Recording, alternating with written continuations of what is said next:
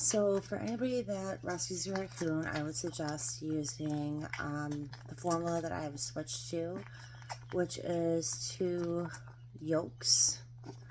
Come on. You want them to hold on to you and to use those skills. You don't want to baby them too much. They have to have their skills. They have to be able to hold on, upside down, and do things because they're raccoons. They need to be able to survive in the wild. So back to the formula, I was giving him kitten milk, and then I was reading a lot of reviews, and I did a lot of research for like the last couple days. What I did is I did 2 cups of milk replacement goats for kids. Those of you that don't understand, baby goats are called kids.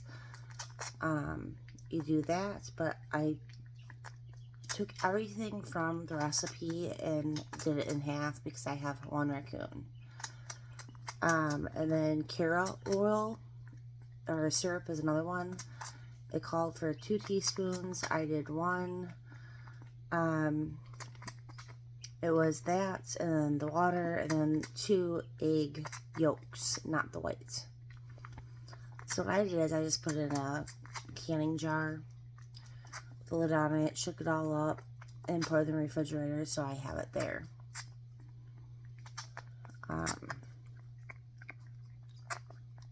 He has a little cage outside in which we just put a litter box in today. Raccoons can go potty in a litter box like a cat. My cats really don't have a very big interest in him, and typically raccoons and cats get along really good, but my dogs have interest in him. But my dogs also go after and chase raccoons in the woods here on our property of trees, so I don't know what their idea is.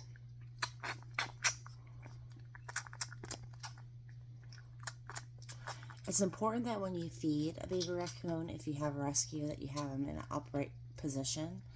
You never want them laying down on their back or anything because that can cause them to breathe, suck, and get liquid in their lungs. And you don't want that. You want them in an upright position, as you see here. I have a kitten bottle with a very long nipple, and some people might think, oh my gosh, it's a long nipple for that mouth. This is what they need. They have very big mouths, even though it doesn't seem like it. But they do need that. And see, now he's getting full.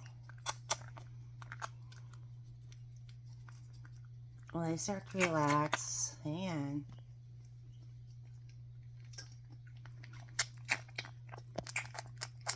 you're going to get messy.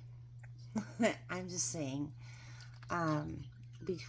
At this age here that I have him at, I have to stimulate him, which means when he has to pee or he has to poop, and their poop can carry, it most likely, a parasite. So you want to make sure that you have gloves on or you wash your hands with antibacterial soap afterwards. Stimulating at all times. You want to watch their poop. If you take him for walks in your yard, like I do with Rambo here, we go for walks after his feedings so that he can move his bowels and smell and experience the outdoors. When he lays poop, I clean it up because I don't want my dogs to eat it because it could be toxic to them. It could cause them a parasite, worms. So you need to be responsible and really know everything about them. When it comes to rabies, I mean, everybody says, oh my gosh, raccoons, rabies, this, that. The likelihood of a raccoon actually really having rabies is very slim. When they get older, like he's still just a little too young yet, but he can get a rabies vaccine. I can guarantee you he does not have rabies right now. You know when they do. He does not. But a lot of states require when you release them back into the wild that you make sure they have a rabies vaccine. And, you know, even if your state doesn't require that, I would just say, why wouldn't you? Make sure they don't get rabies or get it and pass it to their young or anything else. A lot of the times you can get them for free if you let them know that you're rescuing. Otherwise, I think it's like $15. But yeah. These guys are, they're cute. I just feel bad for him because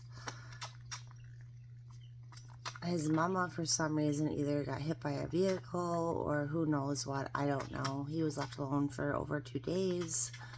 He found his way on the porch is where he was for 2 days.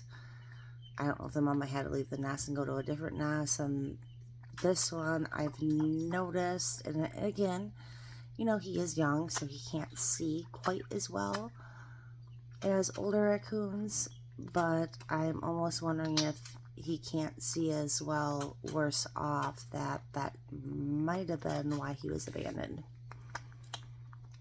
I don't know if he's got blindness or not. We will find out in the upcoming weeks as he gets older.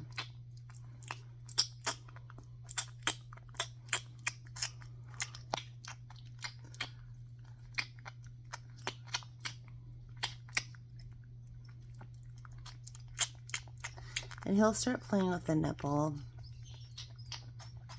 where he moves around. But he is really liking this new formula that I made for him with the egg yolk and everything.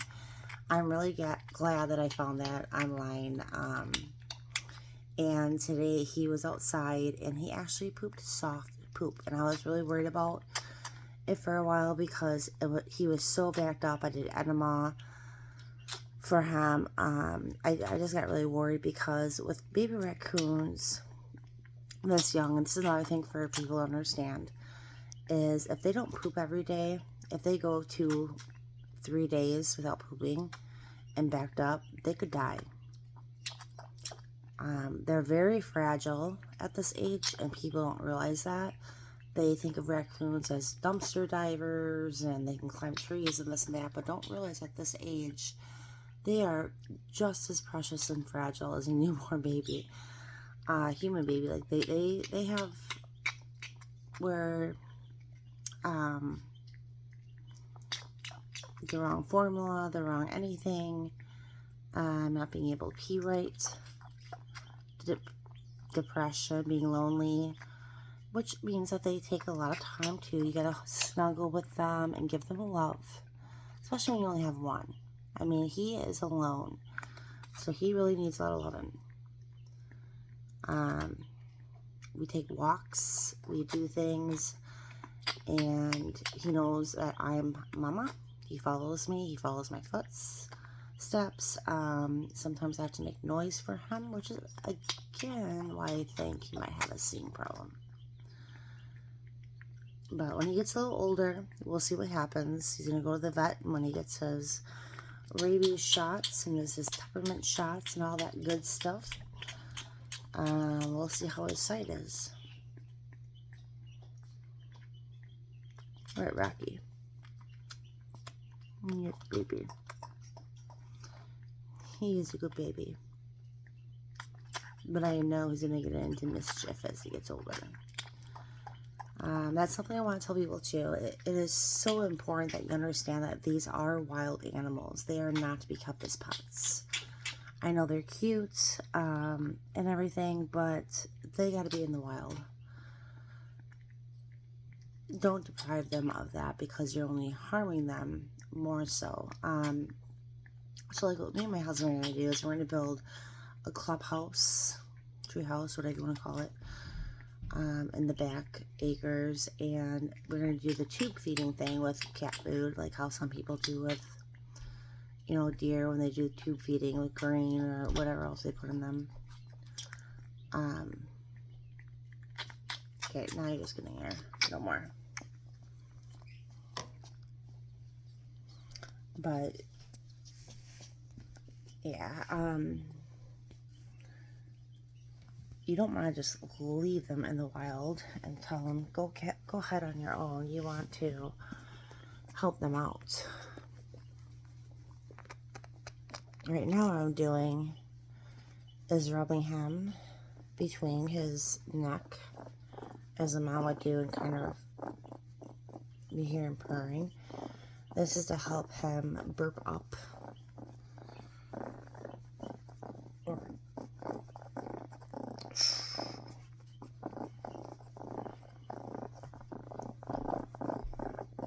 Listen.